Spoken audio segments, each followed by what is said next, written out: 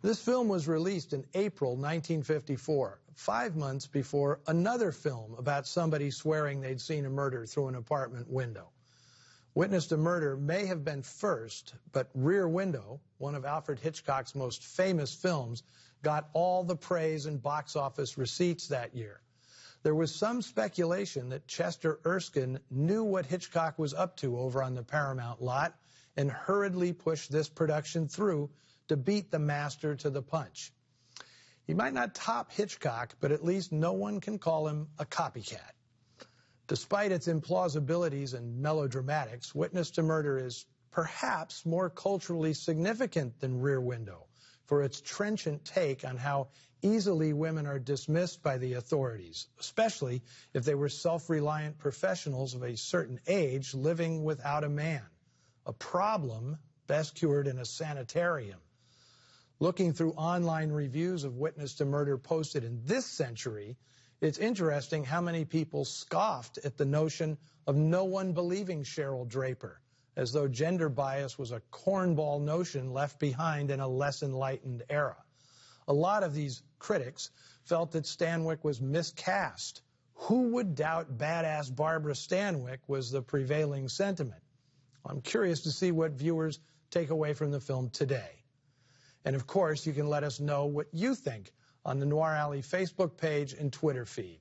And to see an updated take on this subject, check out Steven Soderbergh's Unsane from 2018, shot entirely on an iPhone. I wonder what John Alton would make of that. This wasn't the first time British actor George Sanders played a Nazi.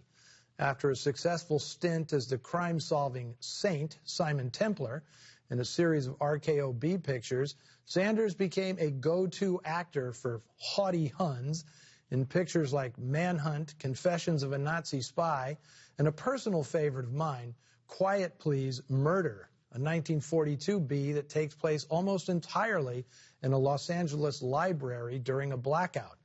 His character is a rare book forger with a taste for sadomasochism, quite something for 1942.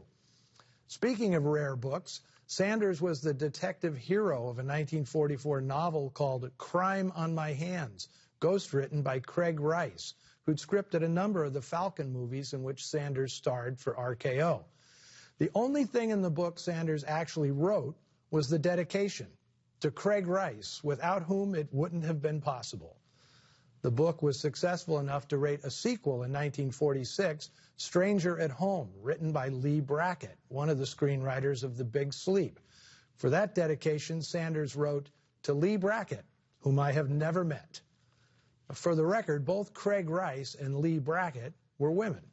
Sanders was once quoted as saying, "Acting is like roller skating. Once you know how to do it, it is neither stimulating nor exciting."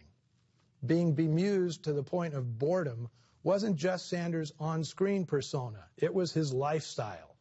In 1937, he told his pal David Niven that he intended to kill himself when life no longer interested him, which is precisely what he did in 1972, leaving a note that read, "Dear world, I am leaving because I am bored. I feel I have lived enough. I am leaving you with this sweet cesspool. Good luck." Well, I can get pretty bored myself, but I have no intention of checking out just yet, especially with a fresh year of noir ahead of us. Next week, I'll be back with an encore presentation of one of the first films I showed on Noir Alley, Born to Kill, starring Claire Trevor and Lawrence Tierney, one of the nastiest films ever made. Joining me will be Max Allan Collins, the great crime fiction novelist and historian. We'll both have lots to say about it. Thanks for joining me, and I will see you again next week.